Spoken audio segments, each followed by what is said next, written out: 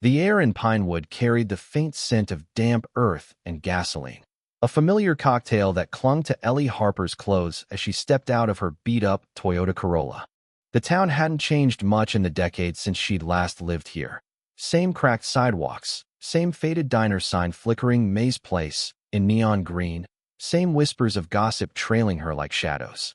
At 34, Ellie wasn't the wide-eyed dreamer who'd left at 22, chasing a life beyond the rusted fences of this nowhere town. She was back now, though, and not by choice.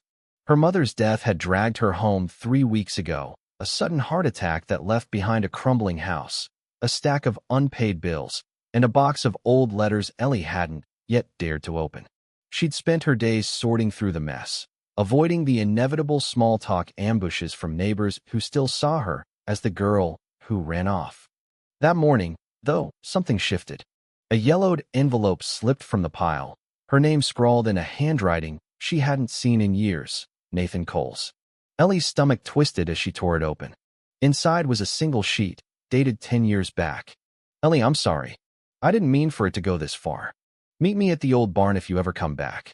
N. Nathan." The name hit her like a slap. She hadn't thought of him in ages, not consciously anyway. He'd been her best friend growing up, her confidant, her partner in crime through the humid summers and lonely winters of Pinewood. They'd dreamed of escaping together, pooling every dime she earned waitressing at May's, and he scraped together from odd jobs. She'd trusted him with everything, including the $5,000 she'd saved by 21, a ticket out. Then one day it was gone. Nathan had pointed the finger at Tom Delaney, the quiet mechanic who'd always lingered on the edges of their circle, and Ellie had believed him. She'd left town alone, heartbroken, swearing never to look back. Now, standing in her mother's dusty kitchen, the note trembled in her hand. Why would Nathan write this? And why leave it here, hidden like some coward's confession? Ellie tossed it onto the counter, grabbed her keys, and headed for the barn. She wasn't sure what she'd say if he was there, or what she'd do if he wasn't. The old barn loomed at the edge of town, its red paint peeling like sunburned skin. Ellie parked a safe distance away, her boots crunching gravel as she approached. The door creaked open, and there he was, Nathan Cole, leaning against a rusted tractor, a cigarette dangling from his lips. He looked older, sharper, his boyish charm hardened into something leaner, meaner. His dark eyes flicked up to meet hers, and for a moment, neither of them spoke. "Ellie," he said finally, exhaling smoke. "Didn't think you'd come. Didn't think you'd have the guts to leave me a note." She shot back, crossing her arms. "What's this about, Nathan? 10 years, and now you're sorry." He smirked, but it didn't reach his eyes. "You read it, huh? Guess I owe you more than an apology." "You owe me $5,000, she snapped. "And an explanation. What the hell happened back then?" Nathan flicked his cigarette away, stepping closer. "It's not what you think. I didn't mean to screw you over, Ellie. Things got complicated." "Complicated?" Her voice rose, echoing off the barn walls. "You stole my money," blamed Tom, "and let me hate him for it. How's that complicated?" He held up a hand, his expression shifting, less cocky, more cornered. "Listen, I'll tell you everything. Just give me a chance to make it right." Ellie stared at him, her anger warring with a flicker of doubt. This was Nathan, her Nathan, once upon a time. Could she trust him again? Did she even want to? Ellie Harper barely slept that night. Nathan's words rattled around her head like loose change, clinking against Sarah's warning and the ghost of her own anger. By morning, the sky over Pinewood was a bruised gray, promising rain. She pulled on a faded denim jacket, grabbed her keys, and headed for Elm Street. If Tom Delaney was still the same quiet, brooding guy she remembered, this wasn't going to be easy. The garage was a squat brick building, its sign, Delaney's Auto, half obscured by rust. The bay doors were open, and the clang of metal on metal echoed as Ellie stepped inside. Tom was bent over the hood of a pickup, his broad shoulders tense under a grease-stained t-shirt. His dark hair was shorter than she remembered, streaked with a few strands of gray. He didn't look up until she cleared her throat. "Tom," she said, her voice smaller than she'd intended. He straightened, wiping his hands on a rag. His hazel eyes narrowed as they landed on her, recognition flickering. "Ellie Harper. Been a while." "Yeah." She shifted her weight, suddenly aware of the oil-stained concrete under her boots. Can we talk? He tossed the rag onto a workbench, crossing his arms. Depends. You here to yell at me again? Her cheeks burned. She could still hear herself screaming at him outside Maze all those years ago, calling him a thief, a liar. No. I'm here because I think I got it wrong back then. Tom's jaw tightened, but he didn't interrupt. She took a breath and spilled it all. Nathan's confession, the money, the note. When she finished, the silence stretched thin, broken only by the drip of a leaky faucet somewhere in the shop. So, Tom said finally, his voice low, coal fessed up. Took him long enough. You knew? Ellie asked, startled. Not at first. Took me a year to piece it together, after you were gone. He got sloppy, bragging to some buddies at the bar about paying off his old man's debts. I put 2 and 2 together. He shrugged, but there was a hardness in his eyes. Didn't see the point in chasing you down to tell you. You'd already made up your mind about me. I'm sorry, she said, the words heavy. I should have asked you. I trusted him. Tom snorted. Yeah, well, Nathan's good at that. Always was. She hesitated. He says he's got the money now. Wants to pay me back. You think he's lying? Tom leaned against the truck, considering. Maybe. Maybe not. He's been back in town a while. Keeps to himself, works odd jobs. Could have saved up. But if he's got it, why is he dragging this out? Sounds like he's playing you again. Ellie nodded slowly. Tom's words mirrored Sarah's, and the doubt she'd been shoving down crept back up. I'm meeting him tonight behind Maze. He's supposed to bring it. Want me to come? Tom asked, surprising her. Not for you, for me. I'd like to see his face when he hands it over. She almost smiled. Yeah. Okay. That evening, the rain had started, a light drizzle that turned Pinewood streets into a slick, reflective mess. Ellie parked near Maze, her windshield wipers thumping as she waited for Tom. He pulled up in a battered Ford, climbing out with a nod.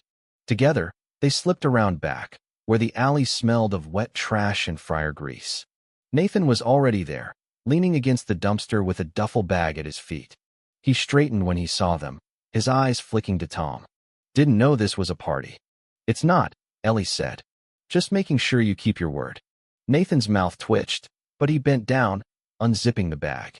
Stacks of cash peeked out, worn bills, rubber-banded together. $5,000, like I said, plus a little extra. Call it interest. Ellie stepped forward, her pulse quickening as she took the bag. It felt real heavy. She glanced at Tom, who gave a curt nod. Looks legit, he said. Good, Nathan replied. We done here? Not quite. Tom cut in, his voice sharp. You gonna tell her the rest? Nathan froze. What rest?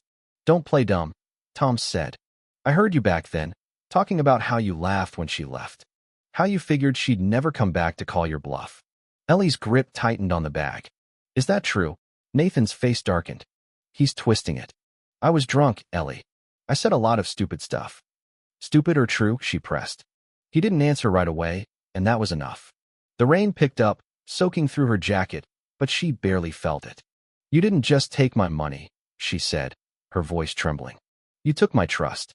And you laughed about it. Ellie, Nathan started, but she turned away, the bag slung over her shoulder. Let's go, Tom, she said. He followed her without a word, leaving Nathan standing alone in the alley. Ellie drove home in silence, the duffel bag on the passenger seat like a lead weight. Tom's revelation had cracked something open inside her. Anger, yes, but also a deep, aching sadness. She'd spent years blaming herself for leaving Pinewood, for losing that dream of Nashville. Now she saw it for what it was. Nathan's betrayal, plain and simple. Back at her mother's house, she dumped the cash onto the kitchen table, counting it out. 5,000, plus another 220s. It was real, but it didn't feel like victory. She shoved it into a drawer and called Sarah. Tell me I'm not crazy, Ellie said when Sarah picked up. You're not crazy, Sarah replied instantly. Nathan's a jerk, and he always has been. What happened? Ellie recounted the alley meeting, Tom's bombshell, Nathan's weak defense. Sarah listened, her silence more telling than words. You've got the money, she said finally. What now? I don't know, Ellie admitted. Part of me wants to burn it. Part of me wants to find Tom and apologize again. Do both, Sarah suggested. But start with Tom. He deserves it.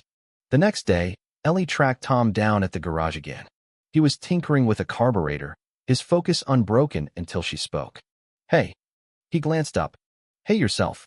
She held out a coffee from Maze, a peace offering. I owe you more than this, but it's a start. He took it, sipping before replying. You don't owe me anything, Ellie. I'm just glad you know the truth. I should have known it sooner, she said. I'm sorry I didn't listen. Tom shrugged. Water under the bridge. What about Nathan? He's done, she said firmly. I've got the money, but I'm not letting him off the hook that easy. Tom raised an eyebrow. What's that mean? She wasn't sure yet, but an idea was forming, a way to turn Nathan's guilt into something useful. You'll see. That afternoon, Ellie found Nathan at the barn again, smoking like he hadn't a care in the world. He tensed when she approached, but she didn't give him time to speak. Here's the deal, she said. You want forgiveness? Earn it. I'm donating this money to fix up the community center. New roof, paint, the works. You're helping. Every weekend, no excuses. Nathan blinked. You're kidding. Dead serious, she shot back. You owe this town something too. Take it or leave it.